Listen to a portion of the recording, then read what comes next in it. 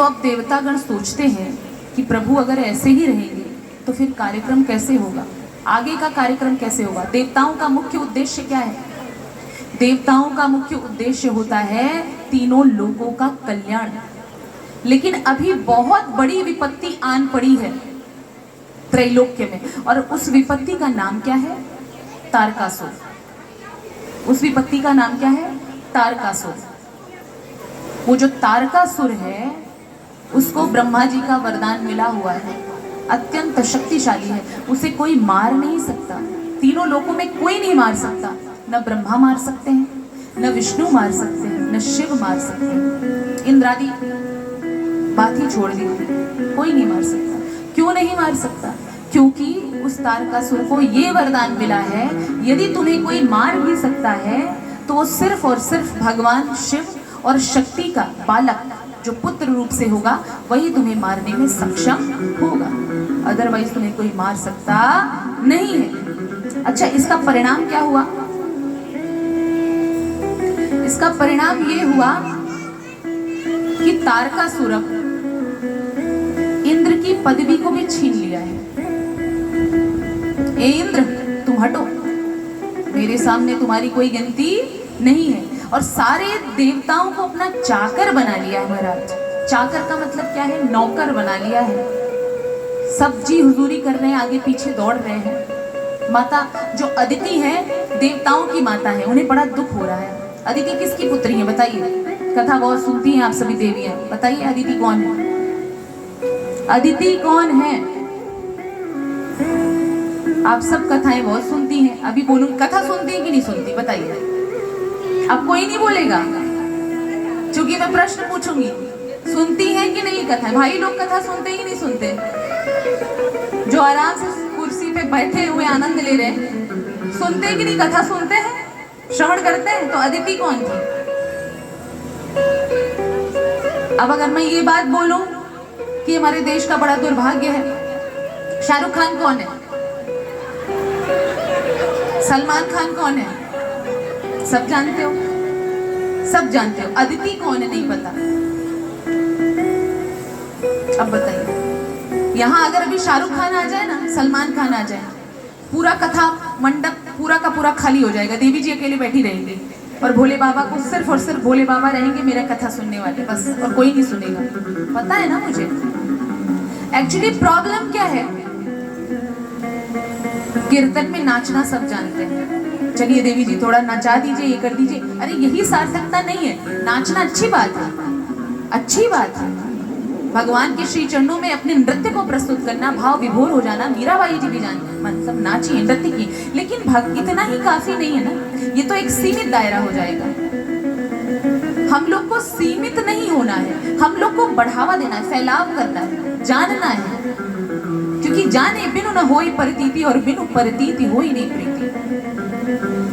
भगवान से प्रीति बढ़ाने के लिए उनके बारे में जानना भी तो आवश्यक है। अदिति जो है देवताओं की माता है। अदिति कौन है? सारे जो देवता हैं, इंद्र आदि समस्त देवता, देवी देवता, वो अदिति के पुत्र हैं। और अदिति किसकी पुत्री है? अदिति किसकी पुत्री है? राजा दक्ष की। दिति और अदिति, दिति और अदिति दोनों ही राजा दक्ष की पुत्रियां हैं। राजा दक्ष की वैसे तो 60,000 कन्याएं, तो उसमें से जो दिति नाम की कन्या है वो दानवों की माता है। जितने भी राक्षस हैं वो सब दिति के पुत्र हैं, और जितने भी देवतागण हैं वो किसके पुत्र हैं? अदिति के पुत्र हैं। तो अदिति मैया बड़ी परेशान हो रही है, अपनी सूचना लेकर, अपने परेशानी लेकर के किसके पास में जाती है? ब्रह्मा जी के पास में जाती है। अब ब्रह्मा जी से उन्होंने विनय करती कि हे प्रभु ब्रह्मा, अगर ऐसा ही चलता रहा तो आपका पद भी छीन लेगा तारकासुर, और हम लोग को पृथ्वी लोक में जाना पड़ेगा। वो दिन भी दूर नहीं है, पृथ्वी लोक पर जा करके जब झाड़ू लगाएंगे हम लोग मिलकर। तो आप क्या चाहते हो, उसका कुछ समाधान सोचा है आपने? तो कहते हैं हाँ देवी, आपने तो बड़ी अच्छी बात करी है। तो सब मिलकर विष्णु जी के पास में जाते हैं। अब विष्णु जी कहते हैं हाँ ये बात तो है। तो विष्णु जी आपस में उन सबको बताते हैं कि देखो भाई, ये तो तय है, ब्रह्मा जी वरदान आपने ही दिया है। ब्रह्मा जी क्या करते हैं या शिव जी क्या करते हैं, ये लोग वरदान कोई भी मांगता है फटाक से दे देते हैं, सोचते समझते नहीं है कि क्या होगा क्या नहीं होगा, तुरंत तुरंत का दान महाकल्याण। ये भी नहीं सोचते हैं कि भविष्य में क्या होगा, सोचा तो है नहीं, ब्रह्मा जी ने वरदान दे दिया। ब्रह्मा जी के उनके इष्ट हैं तारकासुर के, तो ब्रह्मा जी ने कहा कि प्रभु अब क्या कर सकते हैं, आप कुछ उपाय बताइए। तो कहते हैं कि उपाय तो बस वही है कि भोले बाबा का विवाह करा दिया जाए। तो क्या अब कैसे होगा, वो तो दुख में है, भोले बाबा समाधि अवस्था में है, अब क्या करना होगा आप बताइए। तो कहते हैं अब क्या करना होगा, वही करना होगा, तपस्या करनी होगी। सबसे पहले तो हम तपस्या करेंगे, माता रानी हमारे सामने उपस्थित होंगी, प्रकट होंगी, फिर उनसे प्रार्थना करेंगे, भोले बाबा को मनाएंगे, वो मान जाएंगे तो उनका विवाह होगा, है ना।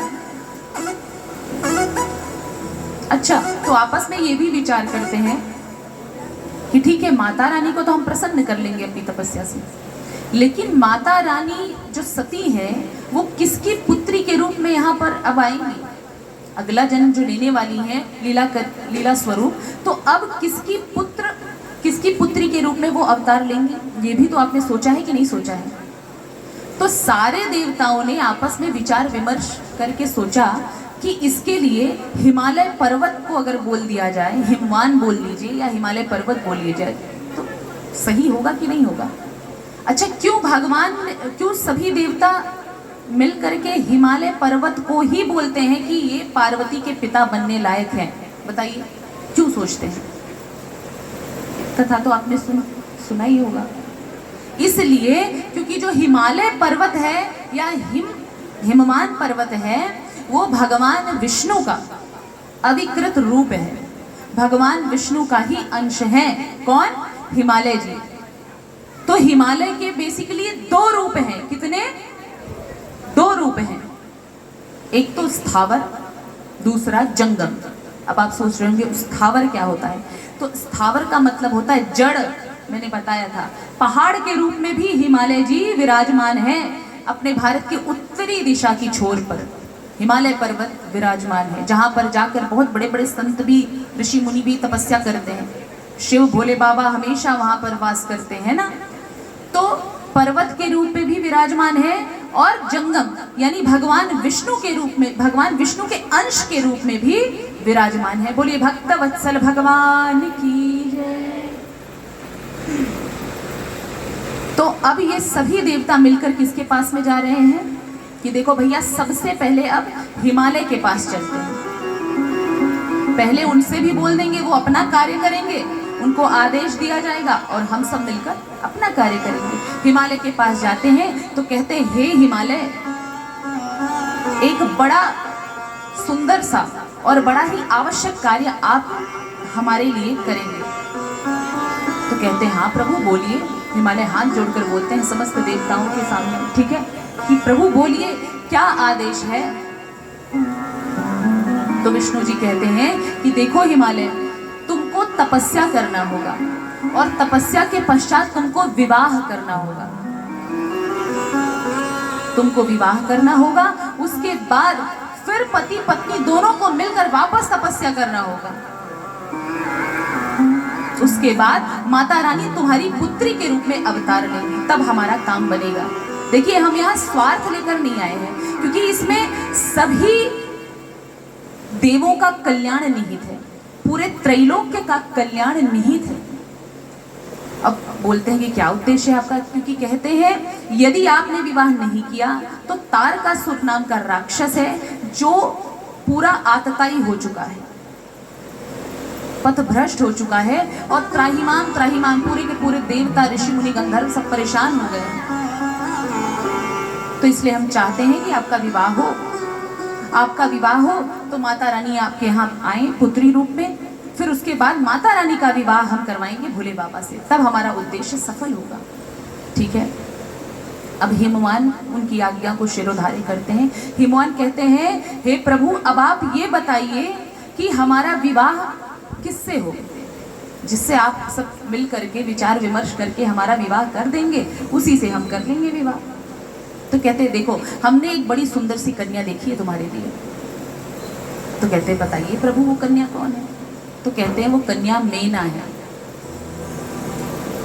क्या नाम है उनका? मेना, है ना? मैना भी बोल दो या मेना बोल दो, मेना ही है वैसे हमारे शास्त्रों में, लेकिन मैना मैना भी सब बोलते हैं। तो अब मैना कौन है ये तो पक्का पता होगा।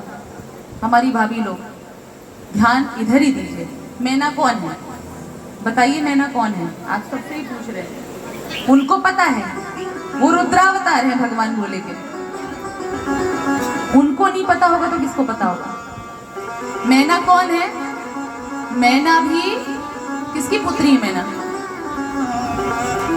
मैना पितरों की पुत्री है। पितरों की, किसकी? पितरों की। अब आप सोच रहे हो पितर कौन होते हैं? पितृ, जो पितृपक्ष श्राद्ध पक्ष में हम किसकी पूजा करते हैं? पितरों की। तो मैना किनकी पुत्री हुई? पितरों की।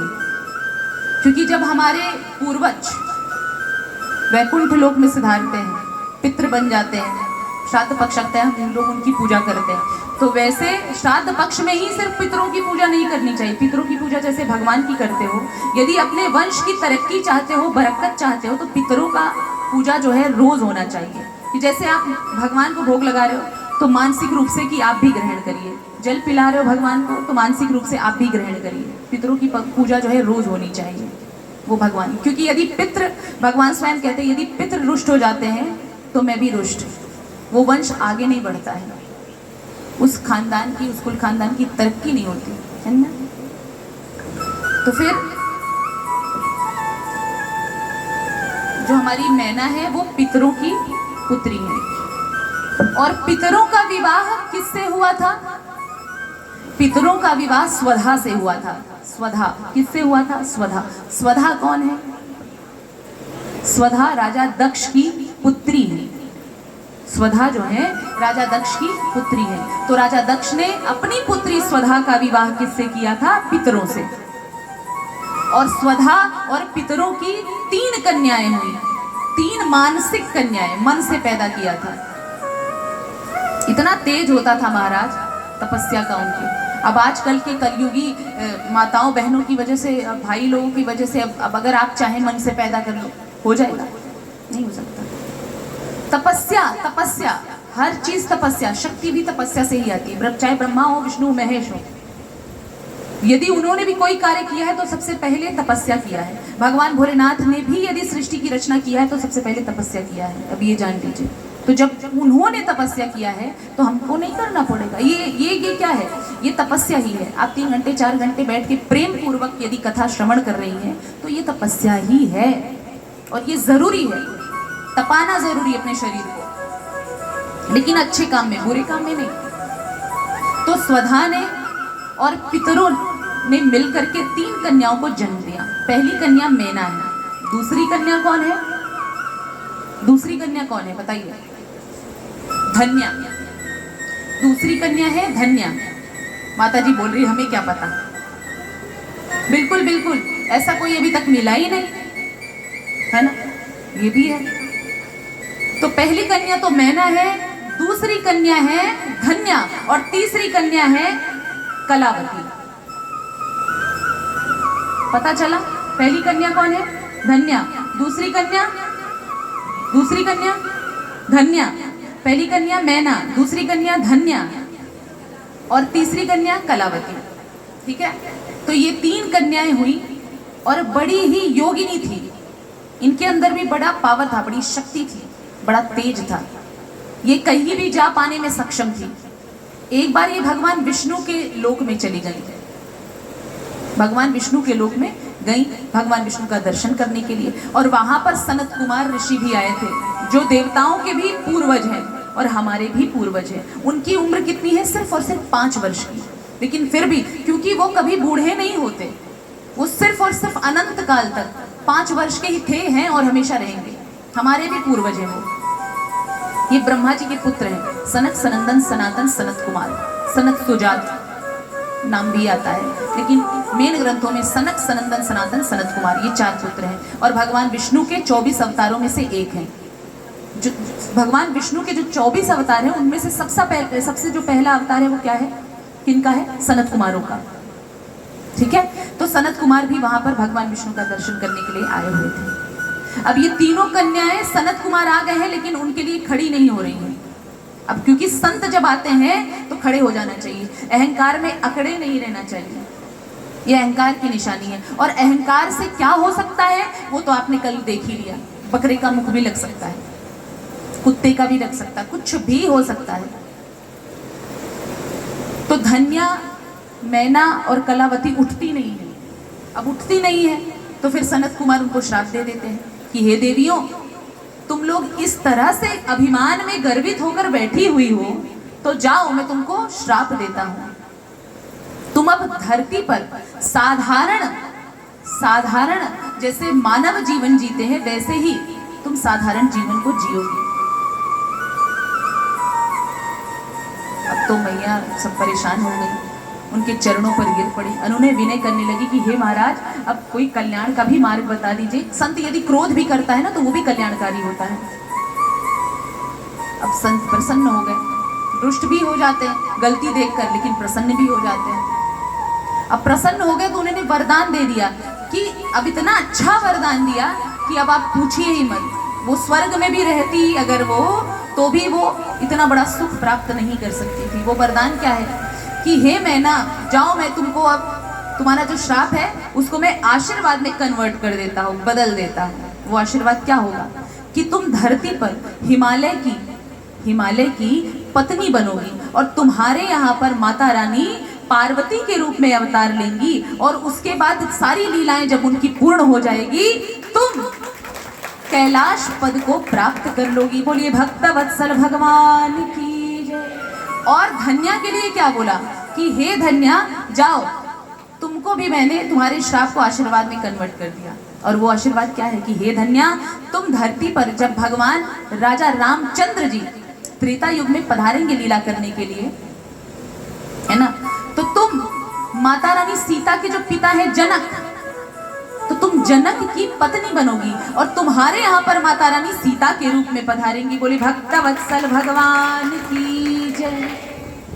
और उसके बाद जब सीता मैया राम जी अपने लीला का विस्तार कर लेंगे, लीला का संवरण करके चले जाएंगे, तो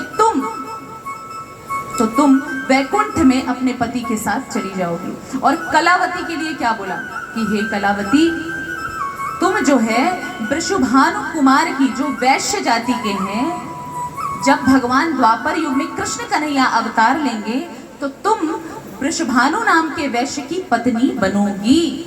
और वहां पर हमारी जो शक्ति शिव की शक्ति है, वही शक्ति राधा रूप से अवतार लेंगी, तुम्हारी पुत्री बनेगी। और जब भगवान कन्हैया अपनी लीला का संवरण करके जाने लगेंगे वैकुंठ धाम, अपने गोपलोक में चले जाएंगे, तो उस समय तुम भी अपने पति वृषभानु कुमार के साथ में वहां भगवान कन्हैया के साथ गोलोक में जाओगी और प्रेम पूर्वक रहोगी। इससे अच्छा वरदान और क्या हो सकता है। अब सभी बहनें प्रेम पूर्वक अपने घर पर आती हैं। ठीक है, अब राजा दक्ष अपनी